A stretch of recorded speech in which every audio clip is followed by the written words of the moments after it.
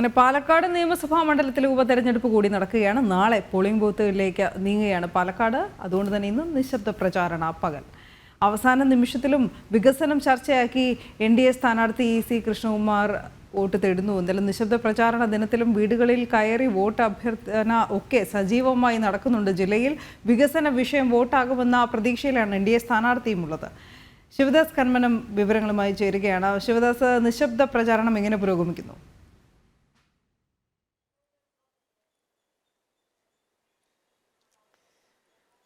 അനു, ഇന്ന് പാലക്കാട് നിയമസഭാ മണ്ഡലത്തിൽ നിശബ്ദ പ്രചാരണത്തിൻ്റെ ദിവസമാണ്. ഇന്ന് അവസാന വട്ട പ്രചാരണം, അതായത് ഓരോ വോട്ടും ഉറപ്പിക്കാനുള്ള ഓട്ടത്തിലാണ് ഓരോ സ്ഥാനാർത്ഥികളും ഉള്ളത്.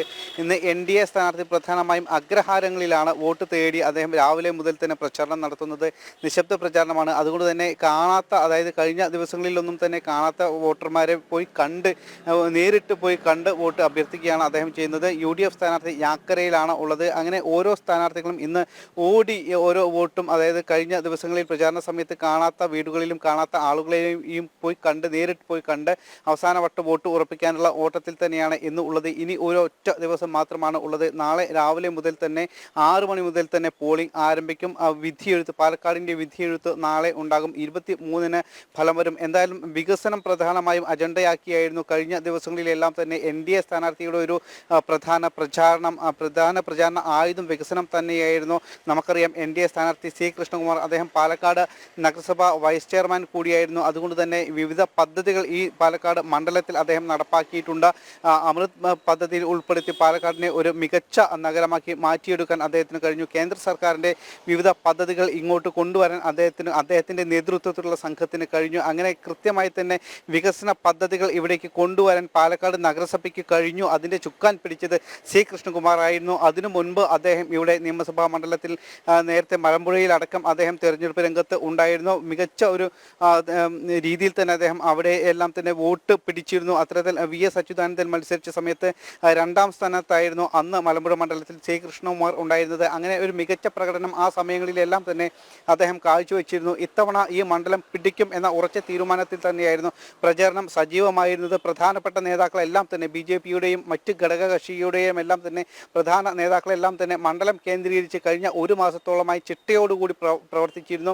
അതിൻ്റെ ഒരു ഫലം 23-ാം തീയതിയിൽ റിസൾട്ട് വരുമ്പോൾ ഉണ്ടാകും എന്ന കണക്കുകൂട്ടലിലാണ് NDA ക്യാമ്പ് ഉള്ളത്. കഴിഞ്ഞ ഏകദേശം 1 മാസത്തോളമായി BJP-യുടെ സംസ്ഥാന അധ്യക്ഷൻ K. സുരേന്ദ്രൻ അടക്കം ഇവിടെ ക്യാമ്പ് ചെയ്തുള്ള ഒരു പ്രവർത്തനമാണ് നടന്നത്. ഏറ്റവും പ്രധാനമായും എടുത്തു പറയേണ്ടത് വികസന പ്രവർത്തനങ്ങൾ അജണ്ടയാക്കിയുള്ള പ്രചാരണം തന്നെയാണ്. കാരണം മറ്റ് ഇരു മുന്നണികളെയും സംബന്ധിച്ച് നിരവധി വിവാദ വിഷയങ്ങൾ ഉണ്ടായിരുന്നു. ആ വിവാദങ്ങളിൽ പെട്ട് ഉഴറുമ്പോൾ NDA സ്ഥാനാർത്ഥി വികസനം അജണ്ടയാക്കിയുള്ള ഒരു പ്രചാരണമാണ് ഇവിടെ നടത്തിയത്. UDF ക്യാമ്പിനെ സംബന്ധിച്ച് നിരവധി പ്രശ്നങ്ങൾ അവരുടെ ക്യാമ്പിനുള്ളിൽ ഉണ്ട്, പാർട്ടിക്കുള്ളിൽ ഉണ്ട്. അതെല്ലാം തന്നെ ഒരുപക്ഷെ തിരിച്ചടിയാകും എന്നൊരു ആശങ്ക അവർക്കുണ്ട്. കാരണം തുടക്കത്തിൽ ആദ്യം അവർ ആണ് സ്ഥാനാർത്ഥിയെ പ്രഖ്യാപിച്ചത്. UDF ആണ് ആദ്യം സ്ഥാനാർത്ഥിയെ പ്രഖ്യാപിച്ചത്.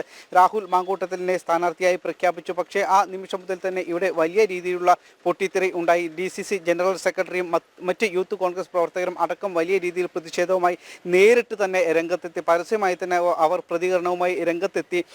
രാഹുൽ മാങ്കൂട്ടത്തിനെതിരെ ശക്തമായി തന്നെ പ്രതികരിച്ച് ഡോക്ടർ P. സരീനാണ് ആദ്യം തന്നെ രംഗത്തെത്തിയത്. തുടർച്ചയായ പത്രസമ്മേളനങ്ങൾ അദ്ദേഹം നടത്തി ഈ ഒരു സ്ഥാനാർത്ഥിത്വത്തെ ചോദ്യം ചെയ്തുകൊണ്ടിരുന്നു. പക്ഷേ ഈ സ്ഥാനാർത്ഥിത്വത്തിൽ നിന്നും പിന്മാറാൻ UDF തയ്യാറായിരുന്നില്ല. അതായത് ഷാഫി പറമ്പിലിൻ്റെ കൃത്യമായൊരു ഇടപെടൽ ഉണ്ടായിരുന്നു. DCC പ്രസിഡന്റ് നൽകിയ ലിസ്റ്റിൽ 5 പേരാണ് ഉണ്ടായിരുന്നത്. ആ 5 പേരിലും രാഹുൽ മാങ്കൂട്ടത്തിൽ ഉണ്ടായിരുന്നില്ല. അതുകൊണ്ട് തന്നെ DCC നേതൃത്വത്തോടെ ആലോചിക്കാതെയുള്ള ഒരു പ്രഖ്യാപനമാണ് ഈ സ്ഥാനാർത്ഥി നിർണയത്തിൽ UDF നടത്തിയത് എന്നൊരു വിമർശനം പാർട്ടിക്കുള്ളിൽ തന്നെ ഉണ്ട്. അത്തരത്തിൽ നിരവധി പ്രശ്നങ്ങൾ ഉണ്ട്. Doctor P. സരീൻ പിന്നീട് ഇടതുപക്ഷ ക്യാമ്പിലേക്ക് പോയി ഇടതുപക്ഷത്തിൻ്റെ സ്ഥാനാർത്ഥിയായി മത്സരിക്കുന്നു. അതും ഇടതുപക്ഷത്തെ സംബന്ധിച്ച് വലിയൊരു വെല്ലുവിളിയായിരുന്നു. കാരണം സ്വതന്ത്ര സ്ഥാനാർത്ഥിയായാണ് സരീൻ മത്സരിക്കുന്നത്. അവർക്കൊരു കൃത്യമായൊരു ചിഹ്നം ഇല്ല. കാരണം ഒരു പാർട്ടി ചട്ടക്കൂടിൽ നിന്ന് പ്രവർത്തിക്കുന്ന നിരവധി പ്രവർത്തകർ കണ്ണാടിയിൽ അടക്കം ഉണ്ട്.